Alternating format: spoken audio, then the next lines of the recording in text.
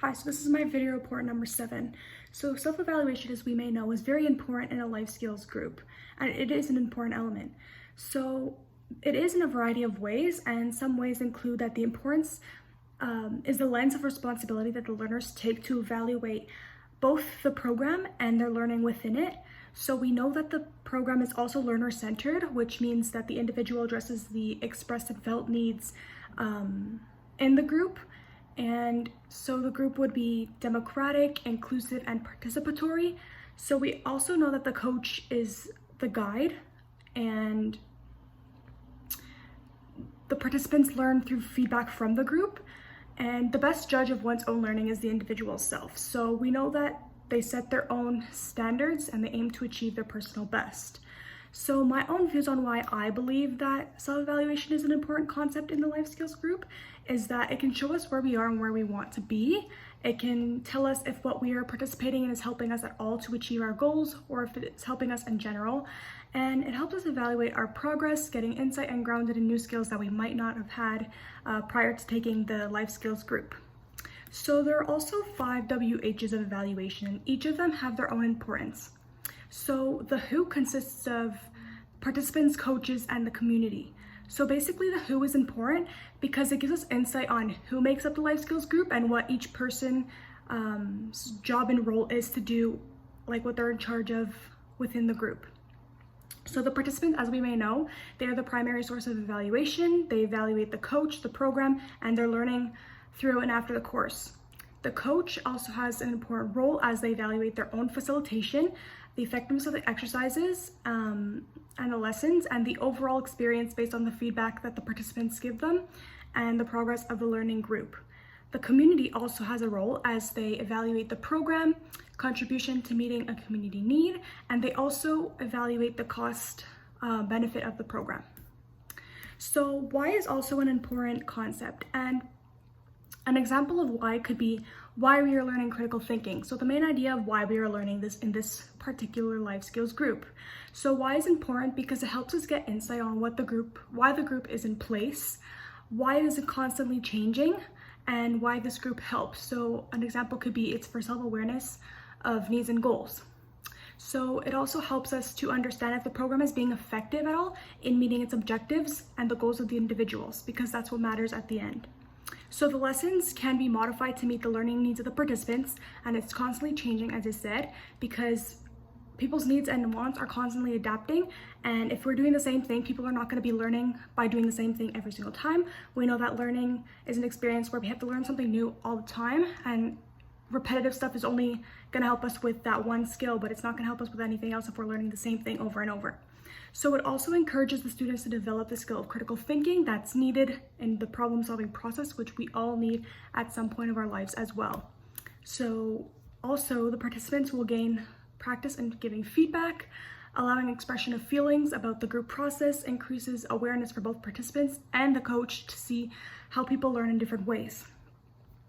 So when is also an important concept, and when is important to know when the group is being put in place, when certain things need to be done, like based on time.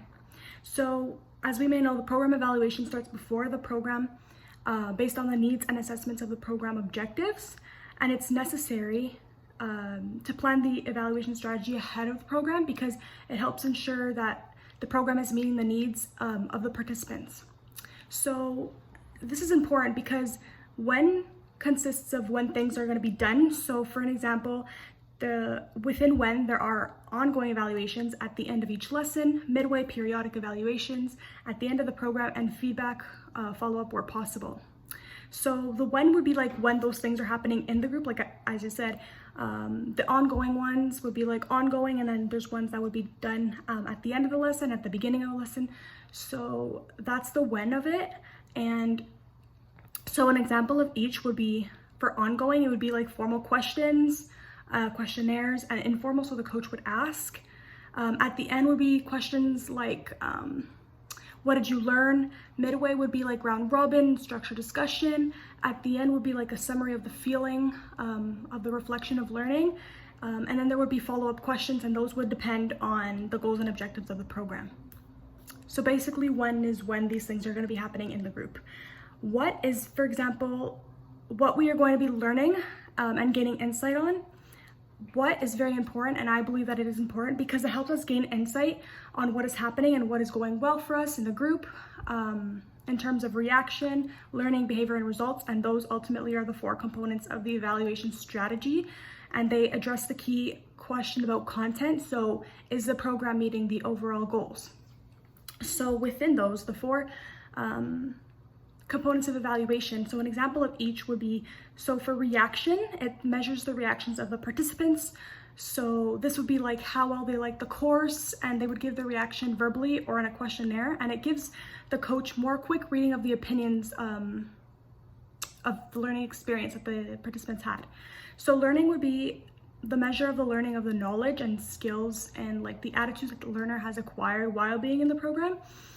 Behavior would be addressing the change in behavior during the program. So this would be like in the classroom, in the real world, resulting from the new knowledge and skills that they gained. And the results would refer to the measured desired results and where the goals achieved. So where is important as well, as it could be outdoor, indoor setting, whatever helps the clients better. Where is important because it gives us a sense of where this is going to help us as well and applies the goals we learned in the group into the future. So it's also the evaluations of both content and group process, so in class, outside of class, informal discussion. So the participants will draw on a number of different scenarios and environments that they were involved in before, during and after the life skills to evaluate the progress and the areas that were important to them. So where is important because it really helps the individuals learn, because some people learn more in an environment that's open, like outdoors, and some people learn better indoors. So it is important that we really look at the importance of where our environment is. So how you could incorporate the skill of reaction into this group. So it is important because it's important to note, because this group is going to be, we need to know how the group is going to be run and structured, and we need to know how we will incorporate the 4 key components of learning into that group. So for example, how is the number of methods used to evaluate the effectiveness of the program? So the method will depend on the central question asked in the evaluation, which is the type of evaluation one is conducting.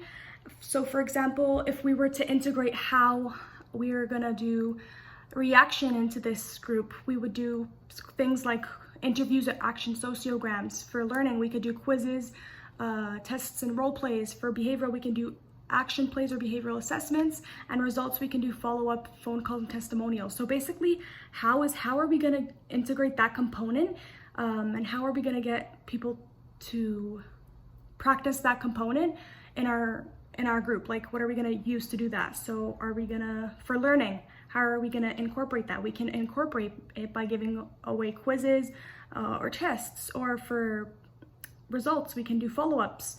For reaction, we can do interviews and try and get the reactions that way. So for the last question, for part A about the kids, I would pick number 5 of the lesson evaluation, and I believe that's so because since the age group is still in grade 6 and they're still in elementary school, while they can read, I feel like with a survey with pictures would be more inclusive for them, and for those that still have trouble reading, because I know reading's not that easy for a lot of people. It would be easier for the students just to circle what they feel. And I know that some kids don't want to read like sentences and sentences and sentences. So I feel like you would not get that valid of responses if there was just writing involved, because they'll just be circling and wanting to get it over with. So too much writing can confuse the kids. And with the pictures, it would be more time efficient. Like they would be done because they know ultimately what they want to pick, and like just circling a thumbs up can help them answer the things better. So how I would carry out this evaluation for the kids would be giving them 10-15 minutes at the end of like the lesson to do it before they go home, so that it's still fresh in their head like after they do the lesson, because I know if you give the survey like way after, like they're not going to remember what the lesson is, so they'll just give like random responses. So like right after you're done your lesson, just give like 5 to 10-15 minutes for the kids to answer accordingly. So for B, about motherhood, I would choose number 5 because it is motherhood, and with this survey, it shows how they see themselves now with getting more experience and education on motherhood. And for C, I would choose number 3 because it is a hard topic and it's very hard for someone to care for somebody with a chronic illness. So this way they can compare the midway to when they have a final one and see their progress. So for 2 and 3, how I would carry that out is to do it verbally, because people can get a feel of other people's responses and they can all share as it is an inclusive environment, and to see where they are both at with motherhood and another scenario as well, to supporting a spouse with the chronic illness. So it's less stressful to go through each mother with like papers and stuff. So like doing it verbally can be more time efficient and less stressful. So each person would get the chance to respond to the question and give their feedback.